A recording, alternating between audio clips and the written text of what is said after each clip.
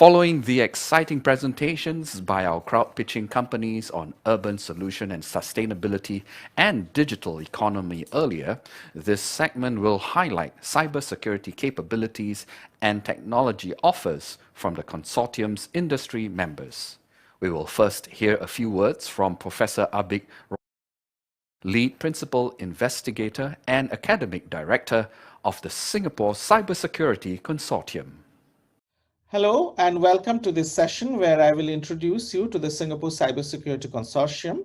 It's an effort which helps in the cybersecurity ecosystem development in Singapore and supported by the National Research Foundation. It is anchored at the NUS School of Computing. My name is Abhik Roy Chaudhary and I am a professor at the National University of Singapore. So the Singapore Cybersecurity Consortium was established on 1st of September 2016.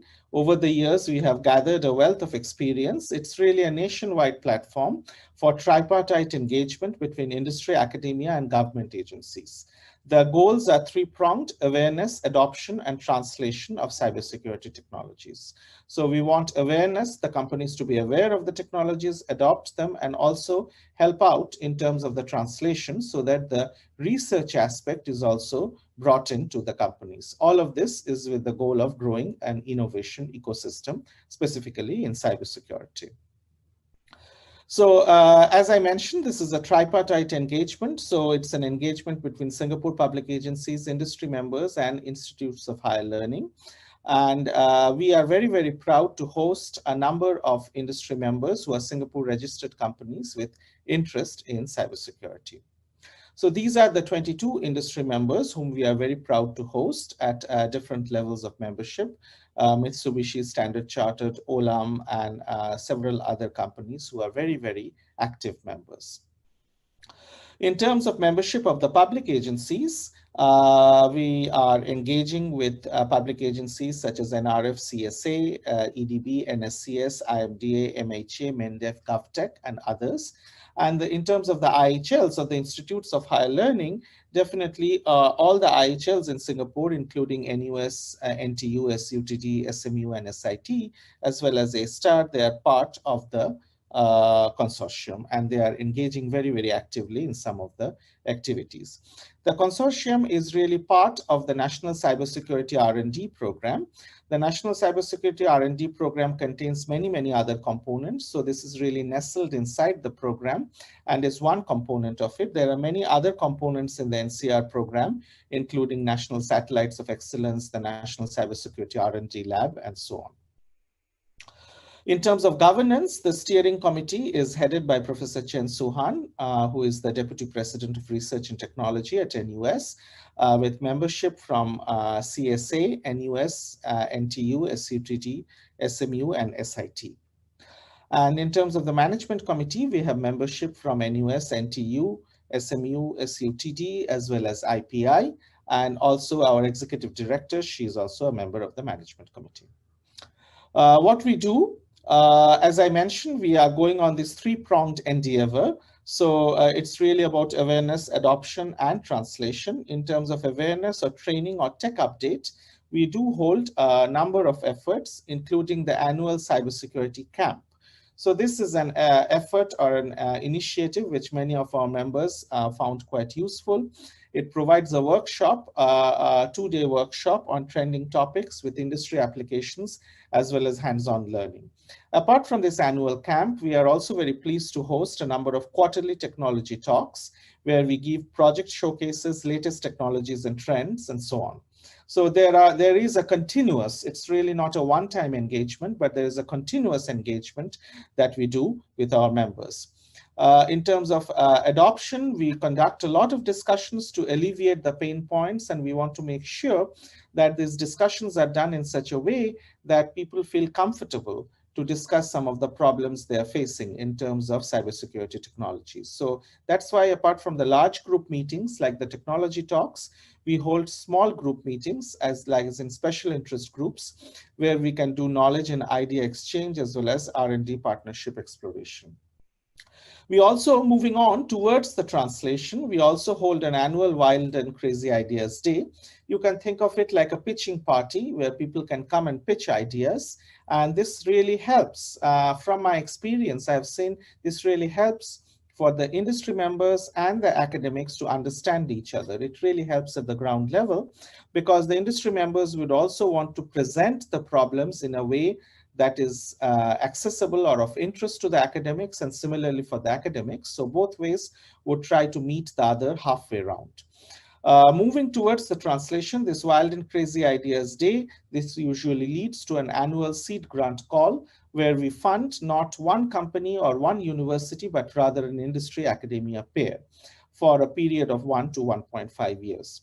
Apart from the grant call for enabling translation, we also hold this Lean Launchpad cybersecurity track. So it's really a way for encouraging innovation. You can think of it as a vehicle for encouraging innovation, but specifically in cybersecurity. So we at the consortium, we curate the content in terms of the various cybersecurity areas and also bring in experts and mentors to help the budding entrepreneurs in this journey of launching a startup in the area of cybersecurity.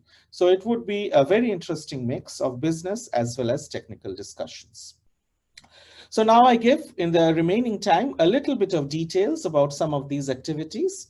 The annual cybersecurity camp, as I mentioned, is a 2-day workshops. It's a couple of days on trending topics. So we have alternated between different topics such as deep learning and cybersecurity, blockchain and cybersecurity, or secure critical infrastructure. So we want to have a holistic coverage, and some of the topics on which there are a lot of interest, like deep learning and cybersecurity, we have held it a couple of times.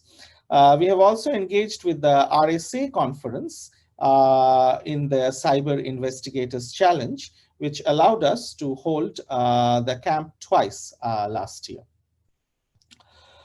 In terms of the quarterly technology talks, we usually have speakers from government, student projects, industry trends, discussions, experts, and so on. So it would be the usual engagement in terms of research and technology discussions. But we also slip in other things like maybe tour of some test beds as part of these technology talks.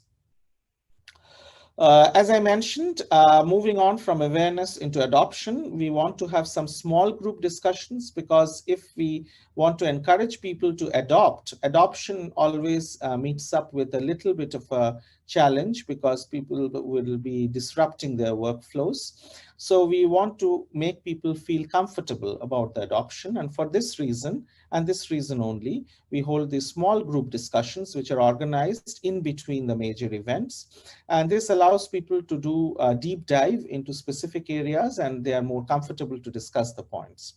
And we have these special interest groups on very, very topical areas, including threat intelligence, data protection, CPS, software and system security, mobile security, and cybercrime. One thing to note here is that we want to have ownership of all the IHLs. So we want all of them to really own this consortium. And for this reason, the special interest groups are headed, each special interest group is headed by a different IHL. And we also have a special interest group on cybercrime, which is actually headed by MHA, and it's a very, very popular special interest group as well. Moving on towards the translation. So this is really the in-between part between the adoption and the translation.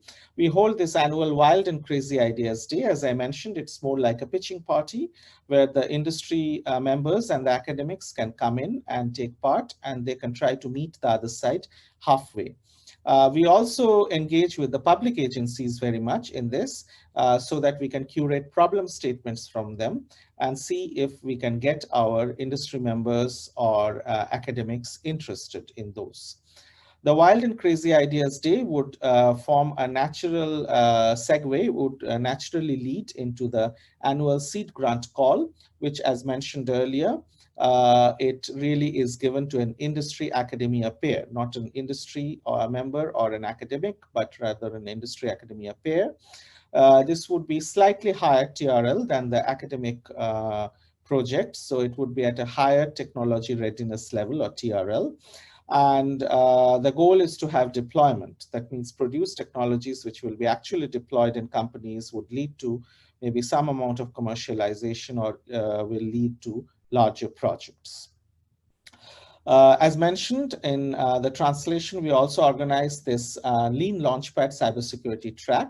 This is a 10-week experiential learning program meant for researchers and young startups, people who are actually in the early stages of their innovation journey. And we help curate the curriculum. But even apart from that, there are a lot of components, as would be clear in this slide. There is business coaching, technical expert sharing. So we curate the content and bring in these technical experts. There is customer discovery, market validation, and also the industry mentorship. So this is also one way in which we benefit quite a lot from our industry members, and the industry members also benefit by engaging with the budding entrepreneurs. So they provide the mentorship, and this is also one way in engaging more with the industry in building up a holistic cybersecurity ecosystem. It's another vehicle. These are, in terms of achievements, these are some of the seed grant projects which have been funded in 2017, where either the prototypes have been made available in the National Cybersecurity R&D Lab for the entire Singapore community to benefit from it, or the findings have been shared with various bodies like the CAAS, the Civil Aviation Authority of Singapore, or it has led to other agency-supported projects, or maybe the malware database and analysis, as in this project. This has been made available to the community. So we do quite a bit of community engagement in this way, that the products from the projects can be made available to the wider community in Singapore. These are some of the seed grant projects in 2018 and 19, which are ongoing. So they will be coming to an end soon. As you can see, various agencies as well as members have been funded. So it's really a partnership between the IHL and the industry members. We are also very, very pleased to have funded these two projects very recently between SUTT and Silence Laboratories, which is actually a startup based in SUTT, and between A-Star and Silverco. These are two projects we will be keeping our eye out for, and we are very pleased to have funded them. In terms of tech adoption drive, we take part in various activities like the Industry Day. This is something we have helped organize earlier. We take part in the Cybersecurity Innovation Day organized by CSA. And just this year, we took a very active part in the Singapore International Cyber Week, or the SICW, which is the flagship effort in cybersecurity in Singapore. So we have been taking part in it, but this year we also held our annual workshop in 2020 as part of the SICW, which was a novel way of engaging further with the community. Also, of course, we have broader community connections. This goes without saying. So we take part in many, many other conferences, Black Hat Asia, RSA Conference, Interpol World, and so on. So I'll not mention all of them, Singapore FinTech Festival. So of course, we maintain these broader community connections, and we also engage with experts in other cybersecurity ecosystems like in London, Los Angeles, and so on, so that they can also share some of it, some of their expertise to help grow our ecosystem. So please do join us if you are an industry member, or if you are considering industry membership rather, if you are an industry colleague, please do join us. Singapore registered companies, they can apply for corporate membership. There are all these benefits like close relationship, access to talent, and eligibility to apply for the seed grant, and various other exposure opportunities and event knowledge partnerships, including this very event that we are in, organized by IPI. If you are interested, please write to us. Our email address is easy to remember, cyber@comp.nus.edu.sg. If you are individuals, again, you can write to us, and you can still join by taking part in our mailing list, so that whenever we organize any of the events, Recently, we have been organizing more of them online, but previously we had in-person events, and we hope to go back to in-person events soon. So you can get notified of those events, and we certainly welcome your participation in the events. So please do write to us at cyber@comp.nus.edu.sg. So with that, I would like to finish my welcome. Thank you very much, and I look forward to your participation, engagement, and membership in the Singapore Cybersecurity Consortium in our efforts to build up a healthy, strong, and holistic cybersecurity ecosystem in Singapore. Thank you.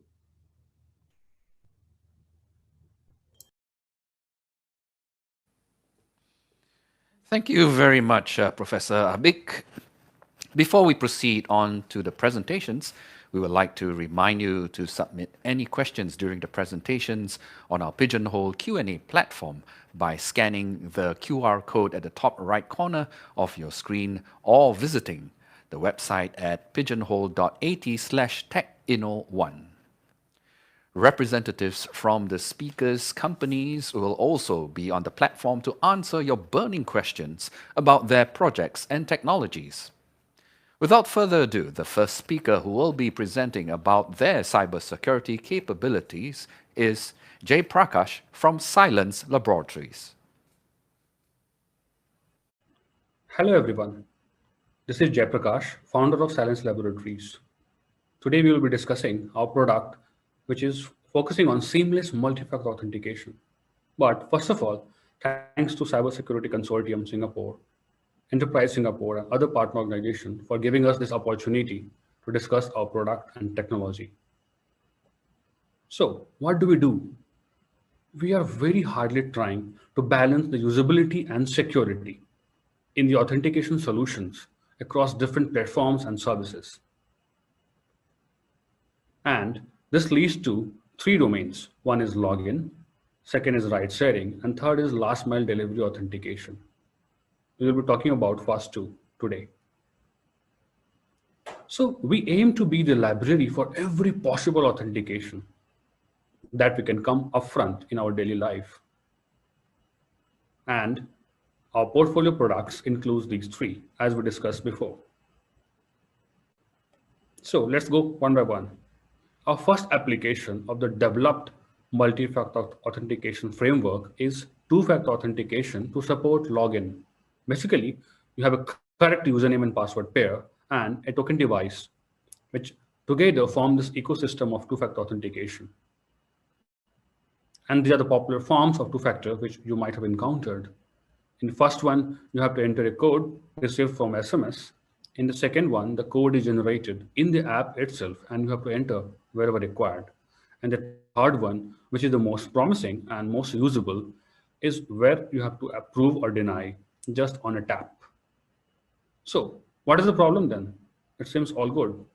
But if you see the numbers, only 12% of Gmail users actually use TFA. So the notion is that if not mandated by services such as banks and very hard security requirements, then the two-factor is not used at all. And if it is used, even now, the SMS-based OTP forms a big share of the users, and this has been outdated because of security concerns. Additionally, all the existing products don't verify if the token and the login device are with the same person at the same time. So we explored the experience. In this figure, you will see there is experience versus time graph. And the moment the person, the user, is requested to open the application, search for the code, and type in the browser, there is a dip in the experience. And that is the core reason why people don't use TFA in their daily life with different applications. So we propose two seamless authentication solutions. First one is pure based on user interventions. Second one is pure based on sensing and sensor fusion algorithms. We'll be talking about the second one. So the multi-factor authentication that we have produced is much different from the existing TFA solutions in the market. Apart from verifying the codes, we do also verify if the user is actually in the proximity with the login device and the token device or not. We can also support continuous authentication, which is not supported by traditional authentication mechanisms. On top of it, we do also verify that while there is an attempt of login, the device which is registered as a token device is actually with a cognitive human. And these three forms the pillar of a very secure and usable solution. And ultimately, when we study the experience of the users, our experience map shows a very promising scenario wherein the experience does not dip, because we only suggest user to search for the phone and just lift or touch it and just make a gesture, and the person will be authenticated. There is no code. And still, we promise it is way more secure than the existing TFA solutions. Then we also find the use case of our solution in ride and driver authentication mechanisms. Let's see what this is about. So currently in all the ride sharing ecosystem, there is no verification between driver and the rider. And because of this, multiple problem arises, and which is very much vivid from different headlines of the newspapers. If there is no verification of the driver and the rider, it leads to user convenience during busy hours, because it might happen that the driver or the rider will just get wrongly paired. They might have entered the wrong passenger's place, or the passenger might go in the wrong car. And this will ultimately lead to bad experience, enhancement in the trip delays, and also possibility of a crime because of the side channel that it has opened up. So we are after this particular problem. And to give an idea about the business cases, this problem leads to customer churning. If the customer faces a bad experience, the driver might also just leave the platform. And as a whole, this leads to around $20 million loss to different companies in the ride-sharing economy.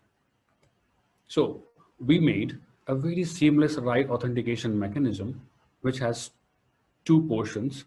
The one library sits in the rider application side and one on the driver application side. And this graph shows how the flow is and what the experience actually is. The flow will go very similar to the current ride booking systems. When you call the cab, wait for the cab. But we come in the moment the cab and the passenger come in the vicinity. The moment the passenger will open the door of the cab and enter inside, we start to run the verification mechanism and see if they have been paired correctly in the same physical space. And a notification comes as a pop-up on both the sides of the driver and the rider. And the trip will only start if they are physically co-located and they have been paired correctly. And the whole experience is very seamless because the user and the rider has not to speak up the code or to communicate through any channel.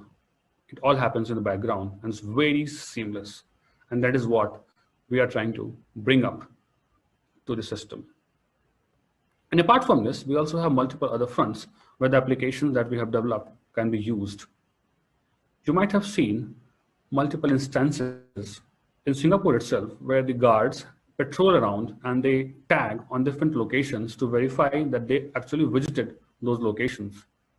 And this is very dominant across universities, hospitals, and other infrastructures.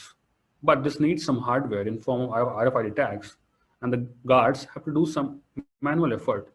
But our library can just sit in the phone of the guard, and the guard can just walk around, and we will just verify if the guard walked to the place that the guard was actually suggested to go to. Similarly, we can also use our application to verify if the delivery was correct or not, if the delivery was sent to the correct address or the attempt was correct or not. So our code pitches that we have developed some libraries which help in verifying and authenticating contexts and interactions. And it's very lightweight and very seamless. And we are very open to exploring opportunities where this can be used.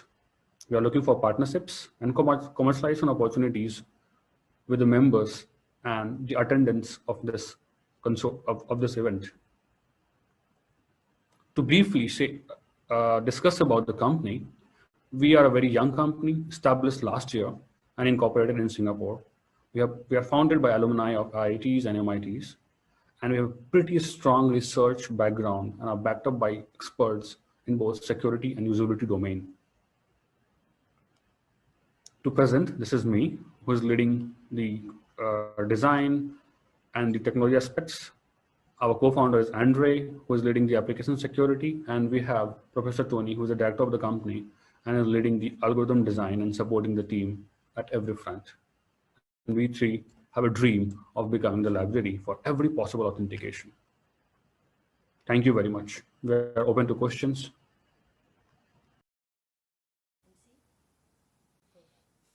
Thank you very much, Jay, for that presentation. Next, we have Benjamin Lecoq from Secure IC.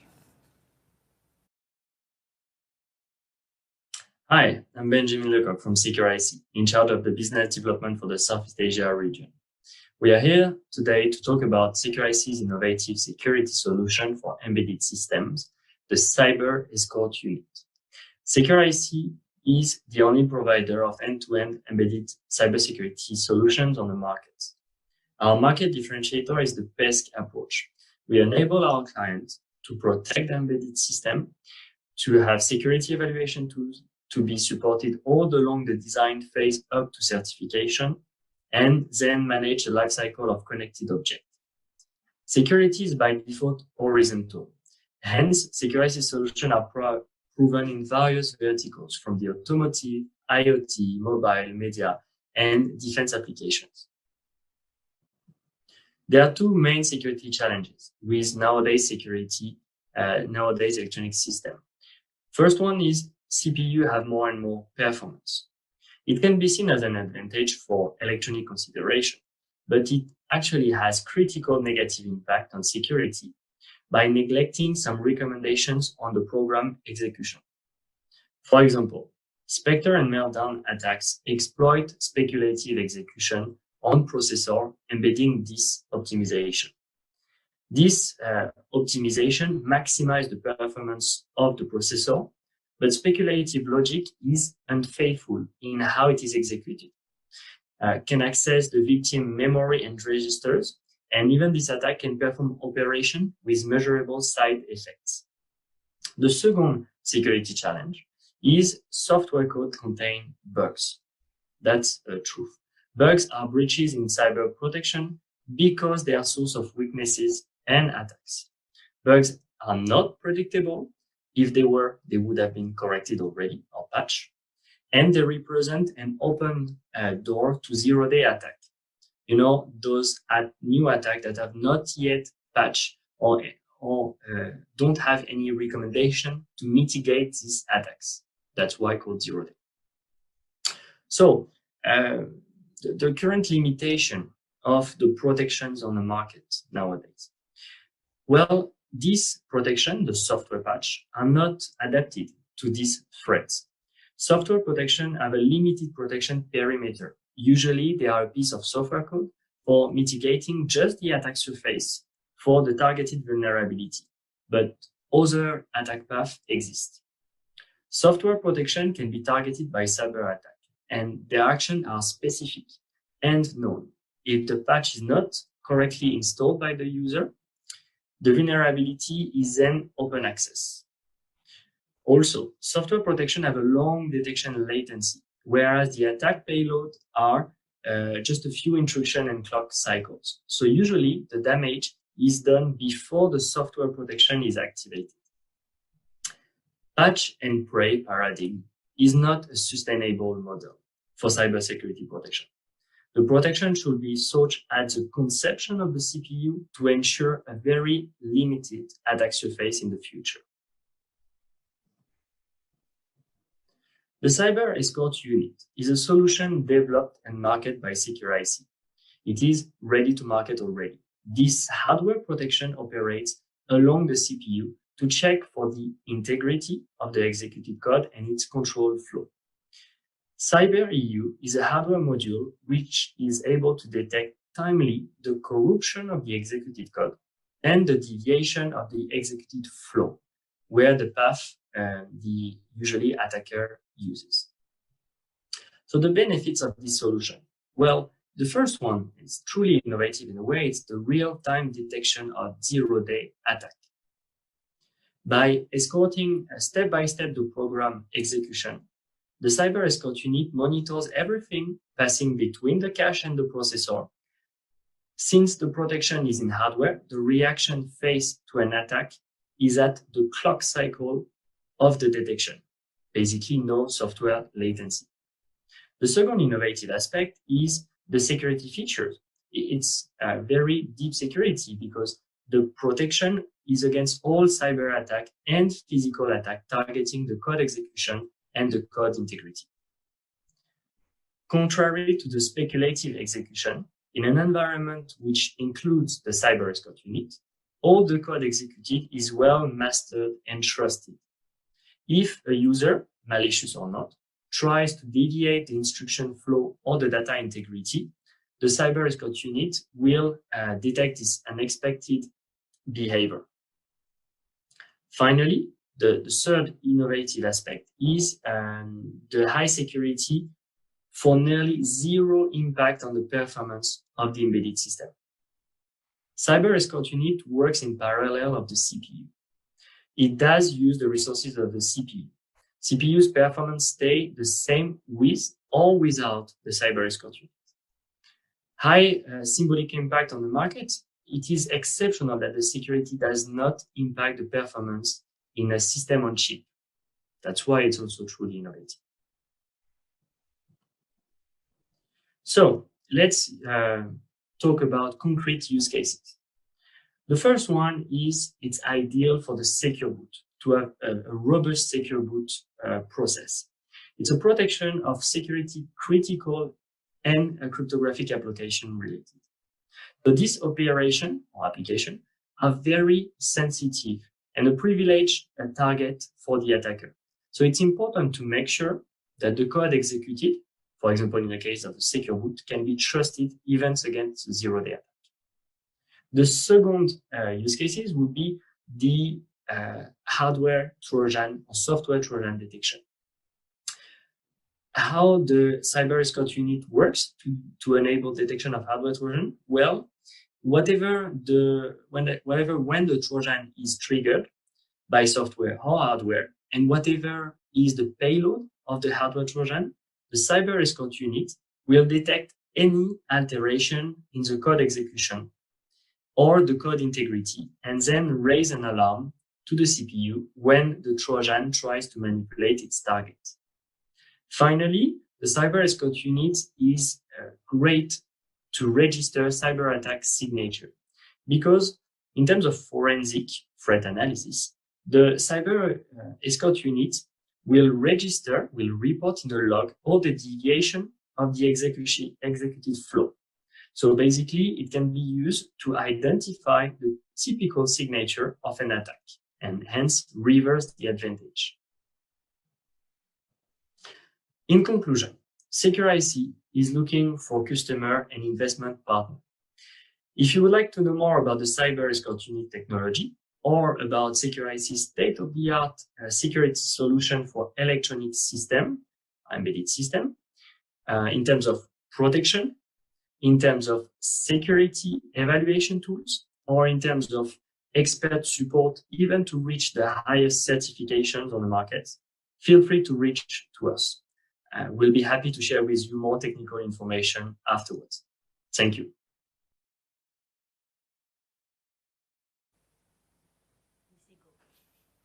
Thank you, Benjamin, for that presentation. Our next presenter is Oleg Ishanov from Acronis. Hi everyone, I'm Oleg from Acronis, and today I'm telling you about Cyber Protect, which is our new protection technology for MSPs and IT professionals. So what is Acronis? Acronis is a leader in cyber protection globally. So we have our offices in 33 countries with headquarters in Singapore and Switzerland. So we already do more than 300 million in billings and more than 50,000 partners globally. So what kind of problem we're solving? first of all, we want to provide the cyber protection to all our users. So what it is. So cyber protection allows you to achieve safety, accessibility, privacy, authenticity, and security of your data and systems. So what safety gives you? Safety is when you have a copy of your data always available. Accessibility is that you can access data whenever needed and for every location. Privacy means that you can granularly control access to your data. Authenticity means that it will not be modified unintentionally. And security is that this data will not be stolen. So all these 5 vectors of protection we combined in our product called Acronis Cyber Protect, which is an all-in-one protection for MSP and IT professionals. So it combines such technologies like proactive protection, active protection, reactive protection to allow you mitigate all kinds of threats. At the same time, we design it for integration with different systems like RMM solutions, PSA solutions, so it will be very simple for MSP customers to use it. At the same time, we focus on productivity and efficiency so that you can spend much less time managing this solution than other old type of solutions. So the power of the solution is in its integration. It now integrates 3 types of products like patch management software, anti-malware solution, and the backup solution. All in one, it's one console, one agent, and all in one license. So very easy to manage. So what are the unique capabilities of this integrated solution? So first of all, you can automatically recover from any type of ransomware attack. Either it will be stopped by our solution right at the beginning, or you can automatically recover all your data from the backups. Also, with our specific forensic backups, you can do the deep investigation of any security incident and be sure that you will understand what happened and how to prevent it in the future. So application protection gives you another layer of protection of applications like Zoom, WebEx, and other important communication applications you use. So your business will not be affected by attacking these applications. So we also can work without any internet connectivity. So if you have an isolated environment or some internal networks, that will be fully operational. Our protection will be fully operational in your case as well. And we combine more than 10 different protection layers into one agent so that if attacker will be successfully bypassing one layer, the other layers will be definitely helping to catch it. So it's important to understand that all the products on the market, they try to achieve the 100% protection level. However, that's usually not possible, and there is also always 0.1% that actually matters. When you cannot detect a threat, you should be always able to quickly respond and recover from this threat. So that's what Acronis Cyber Protection gives you. Together, that would be 100% protection when you can easily either detect or quickly respond and recover from a threat.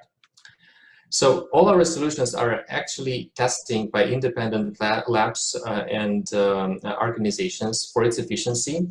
And as you can see, we proved many times this year that the protection level and the level of false positives are really one of the best in the industry, so that you can fully trust the solution and basically don't use any other solutions like antivirus or the backup, and the Cyber Protect will give you all the things you need.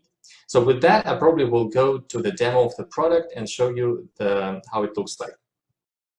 Let's start at the Acronis Cloud Console. Here you can see a review of all the devices you have, recent alerts, current protection status, and of course, you can configure additional views, widgets, and which are most important for you. So now let's head over to the devices. Here you can get an overview of all the systems you have protected. Also check the CyberFit score of the device, which combines the settings like firewall settings, VPN availability, and other things we can check. So the protection plan is something which allows you to configure multiple things starting from the backup.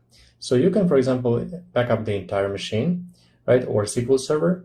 You can also enable the continuous data protection, which allows you to automatically back up files like Office documents as soon as they are modified on the system and put them right into the backup.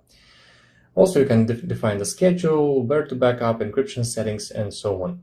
Also, we have so-called forensic backup, where you can also have a memory dump and process this information inside the backup and later use it in the investigation. In the anti-malware section, you can have see active protection, which is a ransomware protection we have. Then you can have a self-protection to eliminate any possibility to disable the product or modify the backups, behavioral engine to monitor processes, and exploit prevention to monitor any types of exploitation or any types of zero-day attacks on your machines. Also, we have URL filtering, which allow you basically to protect you from phishing attacks or malicious URLs, as well as different, you can define the categories which will be available to the user. For example, you can disable gambling for all your users. Well, now we also have vulnerability assessment, patch management in our product, and data protection maps. So all this gives you the very well kind of defined set of protection layers which you can apply to the machine with one click. Then, for example, let's take a look at how to work with the patch management. So when you identified some vulnerabilities on your machines, you can apply patches either for Microsoft Windows or third-party applications. Each patch can be applied separately. You can apply it to some particular machine to test it, or you can apply it to the all machines you have at the same time. So then let's take a look. If you, for example, what is a threat feed? A threat feed is like a list of the recent most relevant alerts and news about different attacks in the world.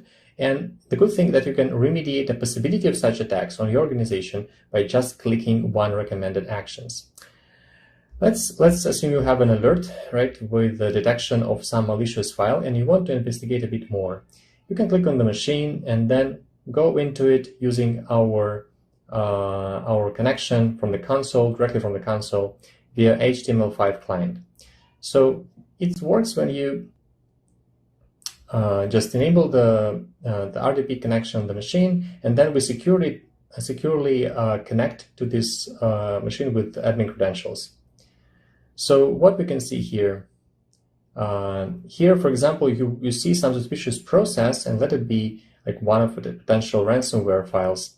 So let's check how it can be easily eliminated and detected by our product. So let's assume you want to execute it, right? And we definitely see some activity going on. So this wasted logger is trying to encrypt your files and data. However, in the documents folder, you see some pictures which were untouched, and that's because we were proactively stopping and removing this ransomware. At the same time, we were quickly recovering all the data from the local cache, so it was not touched. Yeah, and now you see the alert about the suspicious activity detected and blocked, and all the changes reverted. This is our Acronis Active Protection, our best-in-class ransomware protection. Well, also, let's take a look if you want to recover some of the files. Yeah, you can take one of the backups and see like you want to extract some files from there. But we do also scan these backups in the cloud, so you can ensure that no malicious files will be recovered from this backup. So to investigate more, you can even take and run this backup as a VM and ensure that nothing bad still persists on that machine. So I guess that's it. Thank you.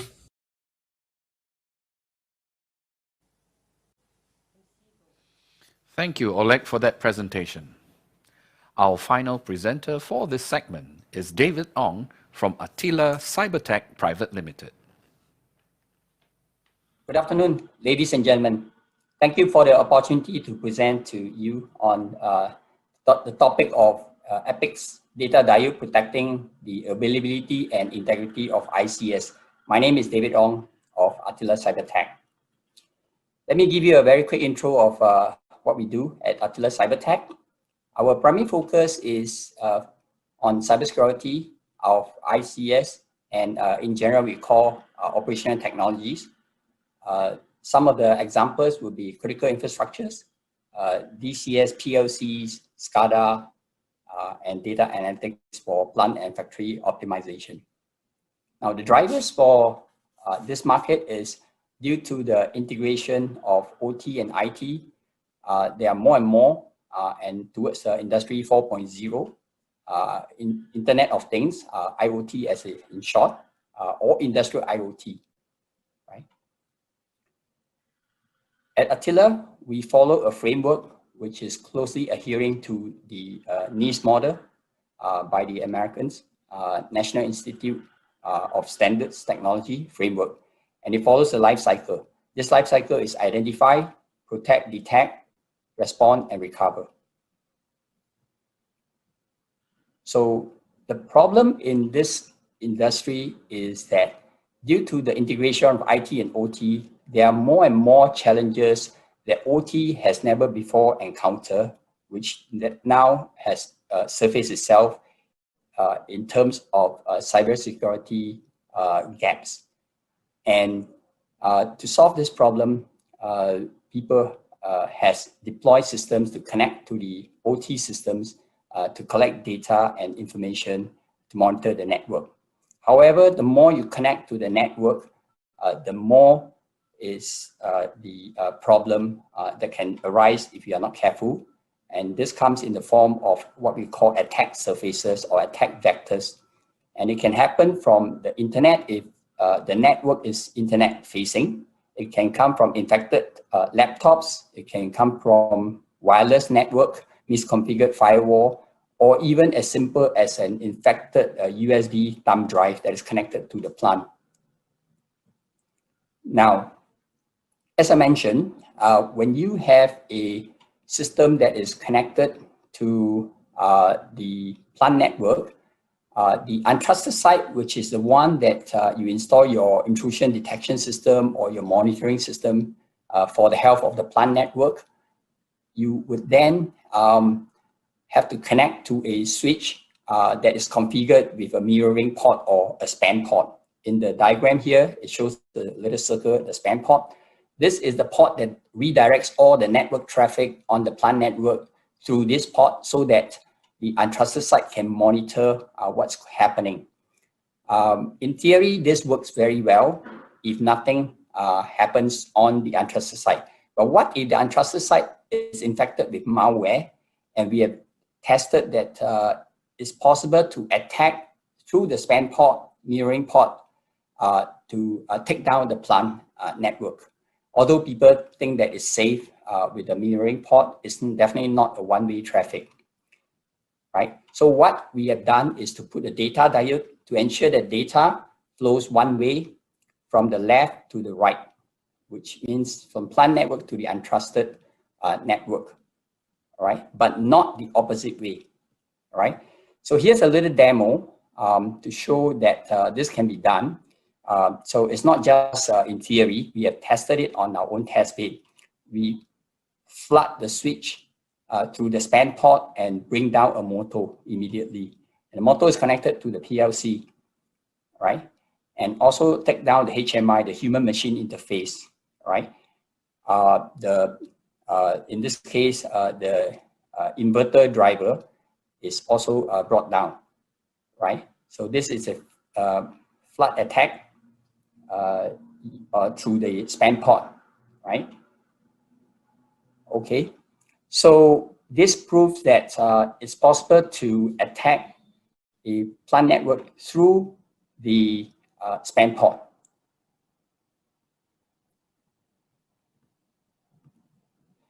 Now, so what we did is just a little experiment back in our own lab. In the real world, since 2010, there's this high-profile Stuxnet malware that have attacked the nuclear facility in Iran. Right through, we did not capture everything, but we capture only mostly high-profile. You have Black Energy 2 in Ukraine that took down 100,000 households without power. And the more recent one is in Saudi Arabia, Triton, which attacks a safety system. This safety system is actually a safety PLC, which is used to protect a refinery petrochemical facility. and they are actually attacked. Fortunately, no damage was done as it was discovered in time. So what is the data diode that I'm talking about? Is this EPICS, anomaly detector and protector of ICS data diode, as shown in the diagram here. Now, a data diode is simply a device that can be connected to a network that ensures data flow from the trusted site to the untrusted site, such that you do not allow any malware or data backflow into the trusted site. When I say the trusted site, it's usually referring to the plant network, and the plant network is the one that need to continue to operate, and you do not want any backflow or malware to flow into the network.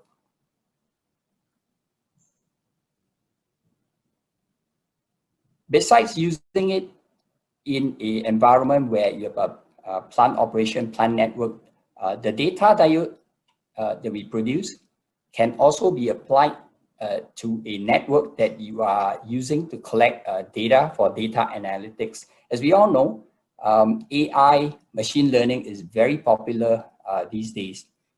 And in order to collect the data, live data, you will need to then connect to a live network.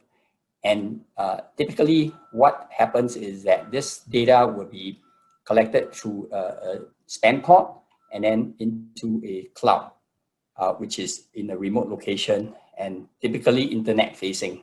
And therefore, without a data net diode like ours, there is also potential for the same problem that I just illustrated, that malware can flow back and attack the spam pod and take down the entire network.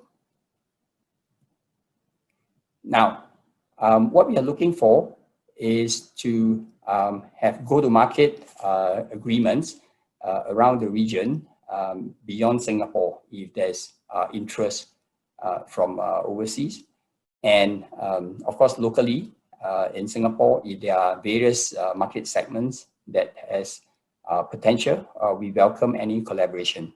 And also we are looking for end users who are interested to test in their environment, which either could be a plant network, or it could be a network that you are collecting data for AI or data analytics. And although we have already deployed in several sites in Singapore, we will want to expand the area of application.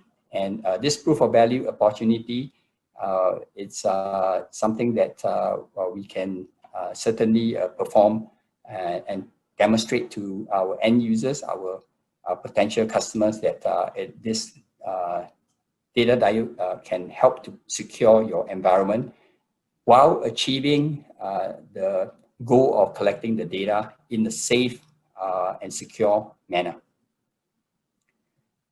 I'll be happy to take on any questions, as the presentation is very short. I can't possibly give you any of the details, technical details, but certainly be happy to provide more information. This is my contact, my name and email address, phone number is there. Feel free to reach out.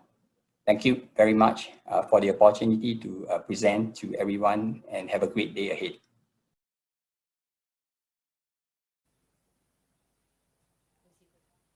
Thank you, David, and a big thank you to all the presenting companies. We will now have Dr. Vivi Suhendra, Executive Director of the Singapore Cybersecurity Consortium, to close this segment. Good afternoon, ladies and gentlemen. Thank you for attending Singapore Cybersecurity Consortium Industry Day 2020. 4 of our member companies have presented their technology offers, and I hope you will find one or more that meets your cybersecurity needs. More broadly, I hope they also have given you a good idea of their expertise domains and capabilities for potential partnerships, even if the solutions presented here are not exact matches to what you are looking for at the moment. So to recap, we have heard from Silence Laboratories with expertise in multi-factor authentication technology, emphasizing high usability with human in the loop. Secure IC with expertise in embedded systems protection, bridging the gap between software cybersecurity and hardware security for critical applications. Acronis with expertise in comprehensive data protection, integrating AI-powered threat detection, data backup and recovery, and endpoint management. Attila Cybertech with expertise in industrial control systems and operational technology, holistic protection, and cyber hardening. We invite you to connect with them at our virtual booth or the TechInnovation meeting platform. You can find the presenters or their colleagues under the Singapore Cybersecurity Consortium affiliation. Professor Abhik Roy Chaudhary, in his opening address, has also shared about the consortium platform for sustained engagement with cybersecurity innovation efforts in Singapore. So his presentation showed the different ways that researchers, companies, as well as public agencies could participate in the various stages of innovation, from gap identification and ideation, research and development, to technology transfer and commercialization, and not to forget facilitating market adoption. So if you are not already members, I would like to invite you to consider joining the consortium platform, whether it is to access the technological advances, co-develop solutions, play a part in bringing research outputs to market, or give inputs to inform the direction of research towards new innovations. Our membership is open to entities based in Singapore, but if you are based overseas, we are always happy to exchange knowledge and collaborate on common objectives related to cybersecurity. So please feel free to get in touch. I would like to conclude with a note of deep appreciation to all who have supported us, the National Cybersecurity R&D Program for their strong support and guidance, IPI Singapore and TechInnovation for the great partnership, all our consortium members for their engagement and expertise contribution, and all of you in the audience who have shared your time with us this afternoon. I wish everyone valuable encounters and fruitful collaborations to follow. Thank you.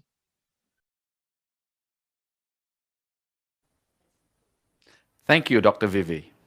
If you have any additional questions for our speakers, please secure a virtual one-to-one meeting with them on the Tech Innovation portal at techinnovation.com.sg before the 18th of December.